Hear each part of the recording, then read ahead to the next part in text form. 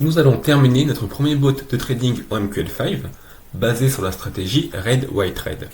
Alors si vous n'avez pas vu la première partie, je vous invite à aller la regarder. J'ai mis le lien en description.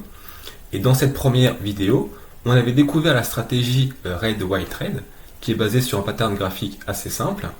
Et on avait créé un bot qui simplement gérait l'ouverture de la position. On avait lancé un backtest sur 3 ans. Et ce bot nous avait rapporté un petit peu d'argent, mais il était quand même très frustrant parce qu'il ouvrait vraiment peu de positions. Il n'a ouvert qu'une dizaine de positions en 3 ans. Et ce bot, il a le mérite d'être très formateur, notamment dans sa gestion de la position, dans la modification des stops, et c'est ce qu'on va voir dans cette vidéo. La modification d'un stop loss ou d'un take profit est une chose qu'on va régulièrement retrouver dans une stratégie de trading, et c'est souvent ce qui va faire la différence. La stratégie Red White Red suit des règles vraiment très précises à ce niveau-là, et c'est ce qui la rend assez intéressante. Donc tout d'abord, le take profit ne suit qu'une seule règle.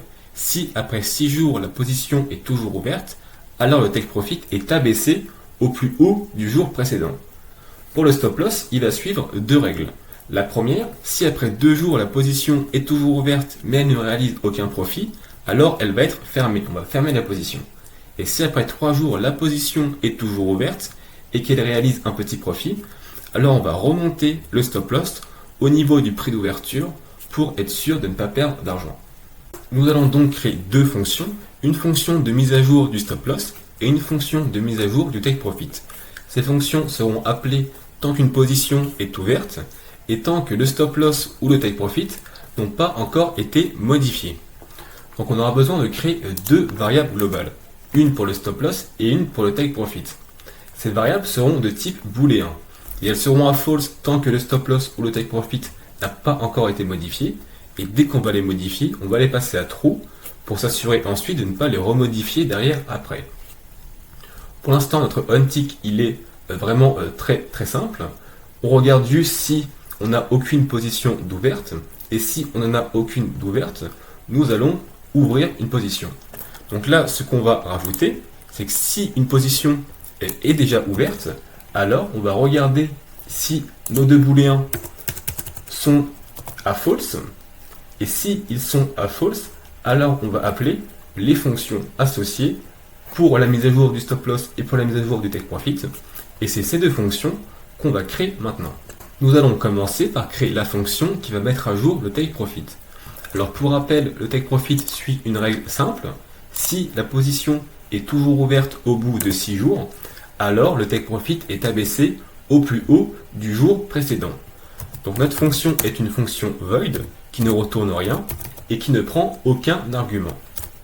Si vous avez suivi les précédents épisodes de cette série, vous allez commencer à avoir l'habitude. On va modifier une position, donc on aura besoin d'une instance de la classe cTrade.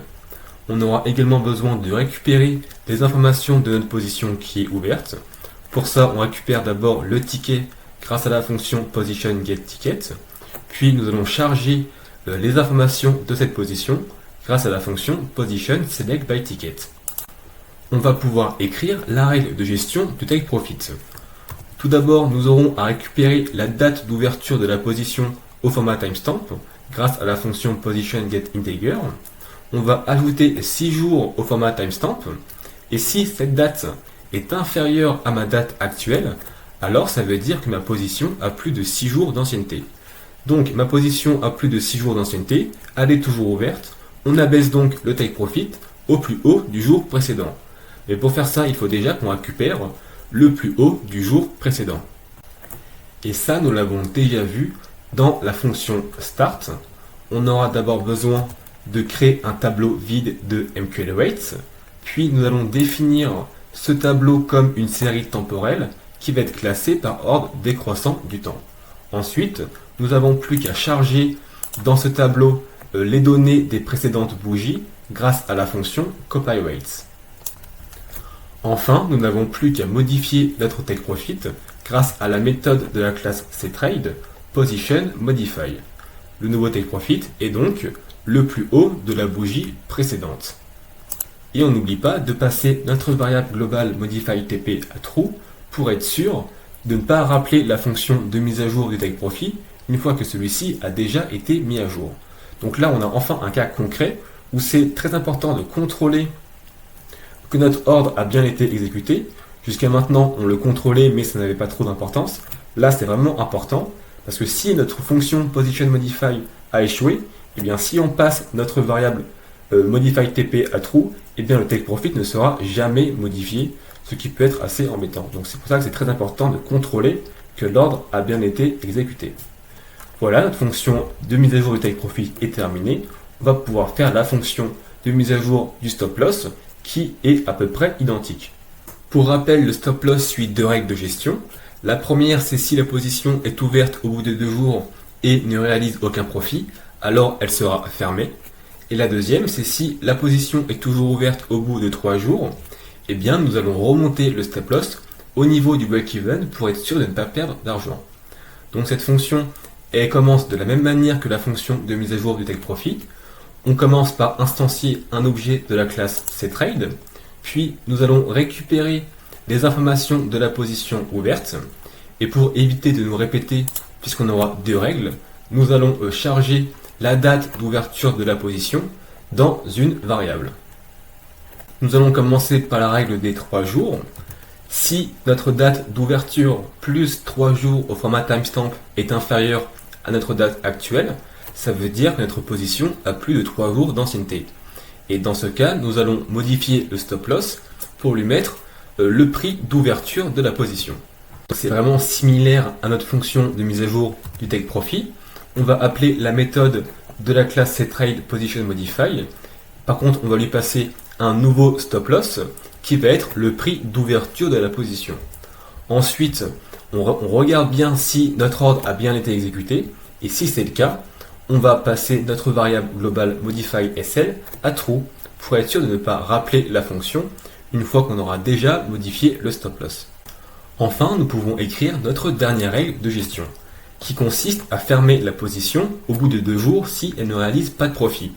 Donc encore une fois, on ajoute 2 jours à notre date d'ouverture, et si c'est inférieur à notre date actuelle, ça veut dire que la position a plus de 2 jours d'ancienneté. Ensuite, on fait la somme du profit et du swap, et si c'est inférieur à 0, on va pouvoir fermer notre position. Ici, ce n'est pas nécessairement la peine de bien vérifier que l'ordre a bien été exécuté, même si on pourrait le faire pour être vraiment rigoureux. Notre fonction de mise à jour du stop loss est bien terminée. Avant de lancer un backtest, on va devoir régler un petit détail qui va être de remettre nos variables globales modify stop loss et modify take profit à false quand on va ouvrir une nouvelle position. Ça va se passer dans la fonction start. Une fois qu'on a bien vérifié que l'ouverture de la position s'est bien déroulée, alors au lieu d'afficher un message, nous allons repasser nos variables globales à false. Comme ça, les fonctions, elles vont être rappelées pour mettre à jour le stop loss et le take profit. Maintenant, on va pouvoir compiler et on va lancer un backtest. Comme dans la partie 1, nous allons lancer notre bot sur le cours de l'or avec un graphique journalier. On va prendre 3 années d'historique et nous avons un compte à 500 € avec un levier de 1 pour 30. On ne va pas regarder tout le backtest, ça va être trop long. On va simplement regarder une position qui va avoir son stop loss et son take profit de modifier. Donc vous reconnaissez bien le pattern red, white, red. On a donc ouvert une position et on a placé un stop loss au plus bas de l'avant-dernière bougie. Ça, c'est ce qu'on avait vu dans la première partie de la stratégie. Maintenant, nous allons vérifier que nos modifications de stop est bien efficaces.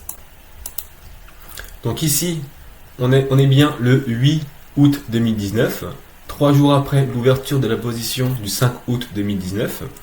On remonte donc le stop loss au niveau du break-even, c'est-à-dire du prix d'ouverture, comme nous l'avons demandé. Ensuite, nous sommes le 12 août 2019, soit plus de 6 jours après l'ouverture de la position. On baisse donc notre take profit au plus haut de la journée précédente, c'est-à-dire ici, comme nous l'avons demandé. Ensuite, notre take profit est atteint, notre position est fermée avec un profit. Donc si on retourne dans le journal, on retrouve bien notre modification du stop loss et notre modification du take profit.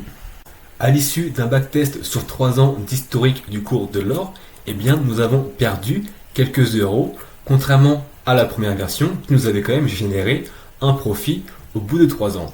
Donc qu'est-ce qui s'est passé? Eh bien très souvent notre position a été fermée 2 jours après son ouverture parce qu'elle ne réalisait pas de profit. Ou bien la position n'a généré aucun profit parce qu'elle a été fermée au niveau de son break-even comme ici. Et vu que la stratégie ouvre très peu de positions, là on a ouvert 10 trades en 3 ans, ce qui est vraiment peu, eh bien ça manque de positions gagnantes qui vont compenser toutes les petites pertes générées par les stop loss. Donc rassurez-vous, des stratégies qui vont être rentables en backtest, on va en voir plus d'une sur cette chaîne. Il y en a d'ailleurs un qui arrive très bientôt. Mais si j'ai choisi de vous faire cette stratégie Red White Red, eh bien c'est parce qu'elle est à la fois très simple et à la fois truffée de détails qu'on va souvent recroiser quand nous allons créer différents bots de trading. C'est la fin de cette vidéo, j'espère qu'elle vous a plu. De mon côté, je vais essayer de faire plus de vidéos comme celle-ci de création de bots en live. Je pense que c'est un format qui est assez sympa et qui est quand même plus ludique que voir une notion MQL5 sans trop savoir à quoi elle peut nous servir.